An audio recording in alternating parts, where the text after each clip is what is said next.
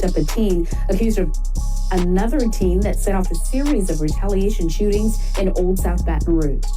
That shooting started a rash of shootings that occurred in that particular area. Tonight, the pieces to this criminal puzzle are coming together.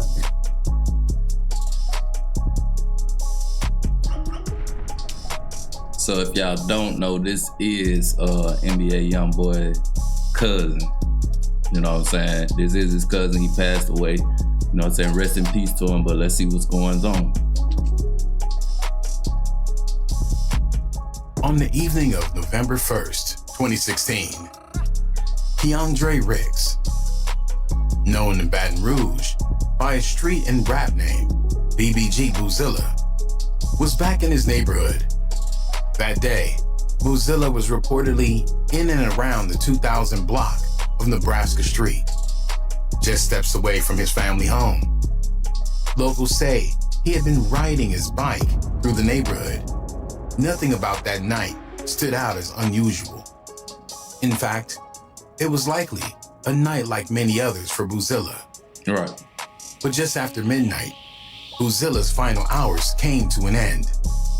In the early morning hours of November 2nd, 2016, gunfire rang out on the 2000 block of Nebraska Street, in the heart of South Baton Rouge.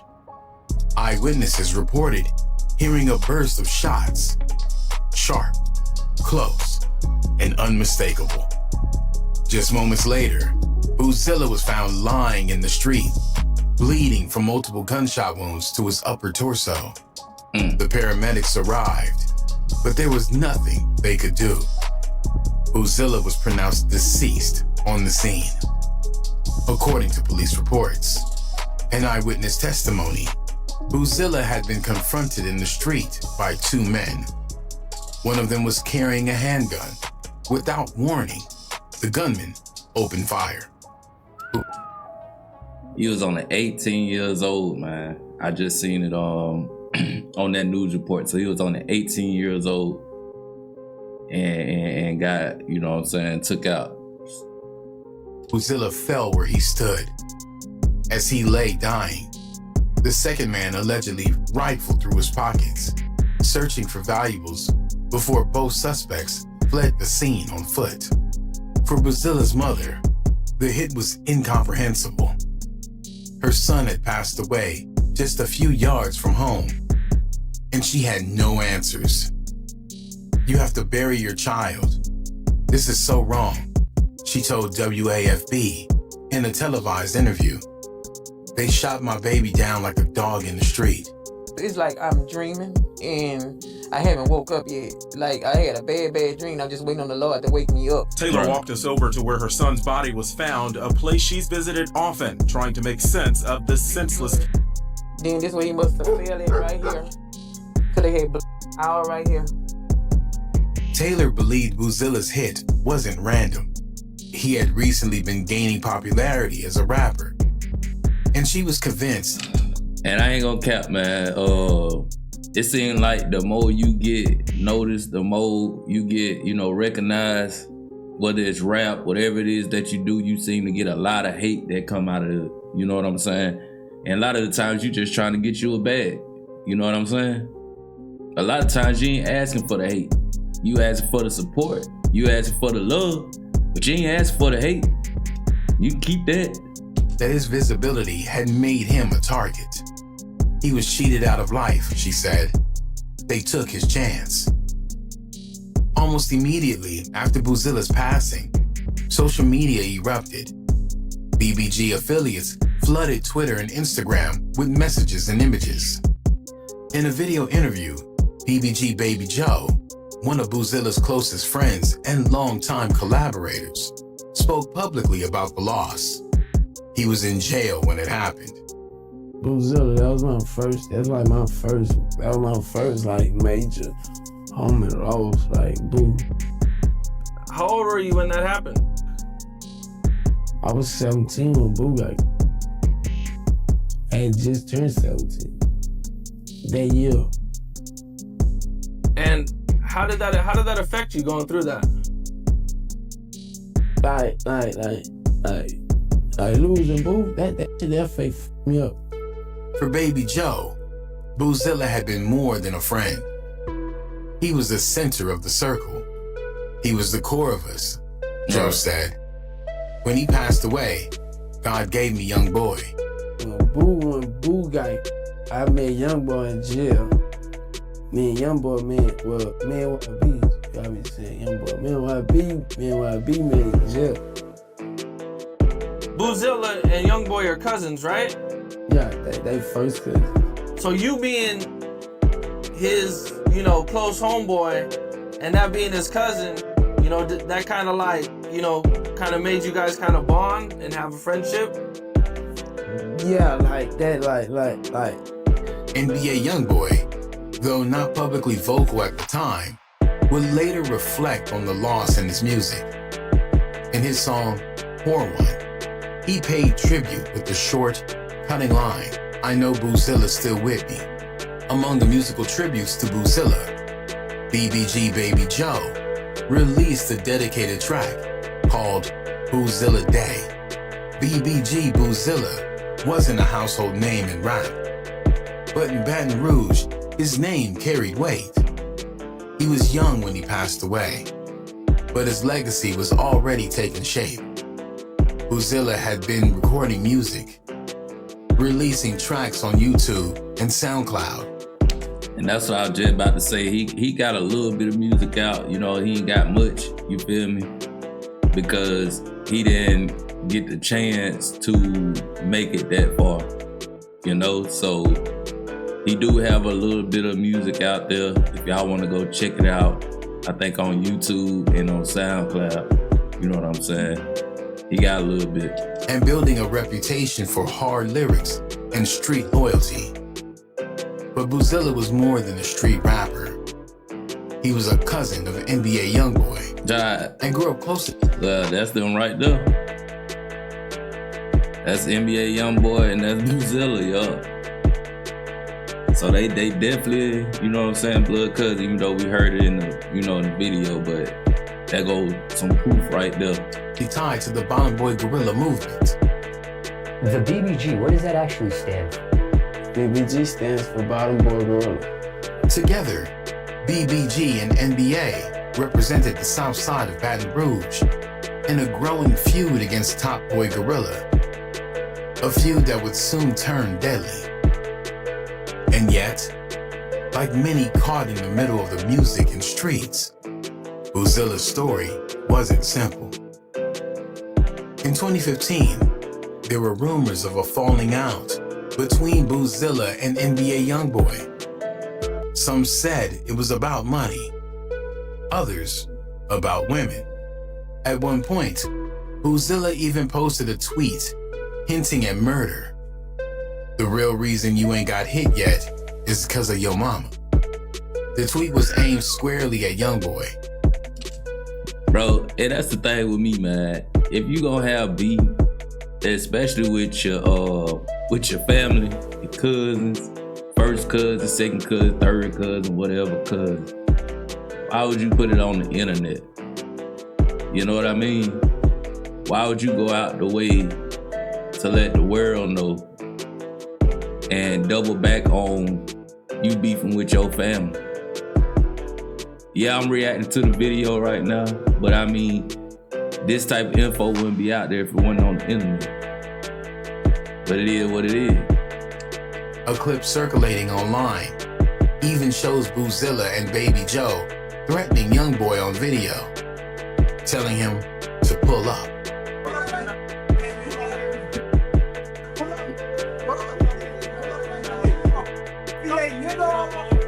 Things got so tense that Youngboy allegedly sought protection from TBG and G Money, who later referenced this in a diss track. Had me looking for your cousin. He wanted to hit you. That cousin was Boozilla. But time passed. The beef cooled. And by early 2016, they had reconciled. Right. Boozilla tweeted, "Play with NBA or BBG, you must be snorting dope," and began repping NBA alongside BBG. He took on the nickname NBA Boozy. The message was clear. He and Youngboy were back on the same side. Together, they were ready to go to war with anyone who crossed them. The streets of Baton Rouge were already buzzing before Boozilla's body hit the pavement. But in the hours and days that followed, the speculation exploded. Everyone had a theory.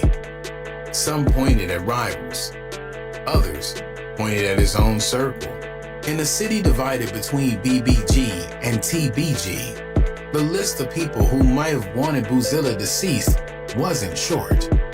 One of the most persistent rumors involved FL Deuce, a rapper affiliated with the Forever Loyalty crew, an ally of TBG. Boozilla had allegedly robbed members of FL, and in his track, Forgive Me, he had taken direct shots at Deuce by name. In Baton Rouge, a diss like that isn't just music, it's bait. Many believe the line, Deuce be scared walking through the South, was the final spark that turned the Cold War hot. Some believe that Deuce put a hit on Boozilla in retaliation. While no formal charges ever connected Deuce to the hit, street rumors persist to this day that his name was floated behind the scenes, especially in connection to FL members who had been shot at earlier that year by BBG affiliates, allegedly including Boozilla. There were those who claimed that a man named G Money was involved, but others disagree due to evidence that G Money and other members of TBG had been hanging with the BBGs before Boozilla was hit. Okay. Some briefly entertained the idea that the beef between Boozilla and NBA Youngboy hadn't been squashed, but Youngboy's alliances would soon be made clear. Now, why would NBA Youngboy, YB, do that to his own cousin? I mean, close to around this time, YB started getting a name for himself. You know what I'm saying? That's how we started. Really, that's around the time I could say YB really like hit the scene. Just like I forgot the dude named G Money. G Money, my bad, y'all, my bad. Yeah, G Money. You know what I'm saying? They had their little thing going on. So this was close to around the time when NBA Youngboy started really like hitting the lights, you know what I'm saying? And people started realizing who he was. So I don't think that he would do that, you feel me? But some people still think that he had something to do with G Money. I ain't for sure. Somebody get in the comments and let me know. Somebody from Louisiana, you know what I'm saying? Of course, you know what I'm saying? We gonna put it all the way out there, of course, but you know what I'm saying? The backstory on it, you feel me? Clear through street retaliations. Barely 8 hours after the hit, gunshots rang out again in Old South Baton Rouge. This time, the location had changed, but the intent hadn't. Police were called to Kentucky Street, less than a mile from where Boozilla had been hit. After a car rolled up on a... I don't know, man. Teen rapper NBA Youngboy arrested for a case connected to a series of shootings in BR neighborhood. But it still ain't got nothing to do with his cousin though. House and opened fire on several people standing outside. According to investigators, the shooters were NBA Youngboy and several of his closest allies, including NBA Big B. Witnesses said they saw two men jump out of the vehicle and begin shooting. In the chaos, one of their own passengers was hit in the neck by return fire. The car fled the scene, but it didn't get far. A flat tire forced them to crash near the LSU lakes. The gun... That's just too much going on. You busting at somebody, they bust back, your driver get hit in the neck, and then y'all crash. Yeah, man, sit down somewhere. ...and scattered. The passenger was later hospitalized, but survived. Police quickly tied the shooting to the hit of Boozilla earlier that morning. They weren't guessing. They were certain. Detectives told the press that this was part of a chain reaction of retaliations, and they believed more arrests were coming. A few weeks later, NBA Youngboy was arrested and charged with 2 counts of attempted first-degree hit for the Kentucky street shooting. Police have made a second arrest now in a string of shootings that erupted in Old South Baton Rouge last month. 10-year-old rapper Kentrell Gaulden, better known by his stage name NBA Youngboy, is behind bars tonight after being taken into custody by federal authorities before a concert in Austin, Texas. Eventually, he'd take a plea deal, pleading guilty to aggravated assault with a firearm and receiving a 10-year suspended sentence with 3 years of probation. No prison time. But it was a close call. And Youngboy wasn't the only one moving that day. The very next morning, on November 3rd, the same block where Boozilla passed away was turned into a war zone. Around 9:50 a.m., a man sitting on the porch around 1900 Nebraska Street saw 2 men jump out of a car and fire more than 30 rounds into the home. The same street, the same energy. 37 bullets tore through the house and a parked car. Miraculously, no one was hit, but the message was loud. Police arrested the getaway driver, Derek Goosey, later that evening. Witnesses had identified him in a photo lineup. He was charged with attempted second-degree hit, along with multiple other charges. According to the police report, Goosey drove by the house 3 times. On the 3rd pass, his passenger jumped out and opened fire. The shooting led to a rash of gunfire in Old South Baton Rouge in the days that followed. Last month, police arrested 20-year-old Derek Geis in connection to a separate shooting on Nebraska. And tonight, police say they've arrested 17-year-old Kentrell Gaulden, a rapper known by his stage name NBA Youngboy, in connection to a drive-by shooting on... But NBA Youngboy was cutting up in his younger days. When he was a kid, a minor, cutting up. But hey, if you gonna do something, let me not say that. Scratch that. Kentucky Street. Detectives believe those shootings may have been in retaliation to Rick's and say more arrests are possible as they continue to investigate. In the days that followed, the streets felt different. Gunfire had already broken out on Kentucky Street within hours of the hit, and another barrage followed on Nebraska Street the next morning. Residents began to speak out, not just about the retaliatory shooting, but about the fear. People were living in a state of panic. Baton Rouge police are investigating the 3rd shooting in 2 days near Nebraska Street. This recent rash of violence has folks living in that area scared. We're actually at the intersection of East Harrison and Nebraska Street, just steps away from where that shooting happened earlier today at this home behind me. This is the latest in a string of shootings that have happened in this area over the past few days, and it has residents concerned, many of them saying this is not the neighborhood they grew up in. One woman told WAFB, "This street ain't never been like this. We're living in danger." Residents say enough is enough after shots rang out for the 3rd time in 2 days near Nebraska Street in Baton Rouge. Hey, did y'all see the news reporter? The news reporter looked like he ready to get out of there. Whatever street he on, he looked like he ready to go. Facts. Living in danger. This street ain't never been like this. Now these days, the parents need to learn their children how to love one another and value life.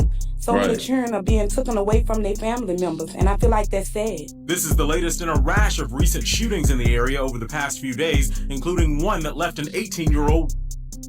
Schools in the area were placed on lockdown. Patrols increased, but it wasn't enough to stop the momentum. The streets had their own theories, and the retaliations had already begun. Law enforcement had no one officially in custody for the hit of Keandre Ricks. Not right away. But behind the scenes, detectives were building their case.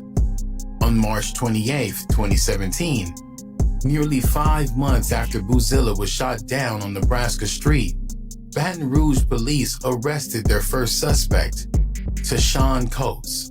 Coates is back in police custody. He's accused of shooting and killing a teen on Nebraska Street late last year. According to investigators, Coates was the shooter, the one who pulled the trigger and fired multiple rounds into Boozilla's chest. He was charged with second-degree hit. Coates wasn't unknown to the police. Months earlier, in July 2016, he had been arrested for allegedly possessing stolen firearms taken during a pawn shop burglary. Part of what police believed was a stockpile of weapons to retaliate against law enforcement following the Alton Sterling protest. In that case, he was painted as a possible threat to officers. Though he denied any plans to harm police, 10 days after Coates' arrest, police picked up a second man, Monty Carey. Second man is behind bars for a 2016 murder that led to a series of what police said were retaliation shootings. 18-year-old Keandre Ricks was shot and killed at a home on Nebraska Street last November. Later that day, a second man was found shot in the neck. This week, police arrested and charged 27-year-old Monte Carey for second-degree murder. He joined 18-year-old Treshawn Coates, who was arrested on the same charge last week. Police believe the two men confronted the victim last year and allegedly shot him before running off. Carey is being held on a $300,000 bond. Witnesses claim Carey. $300,000. $300,000.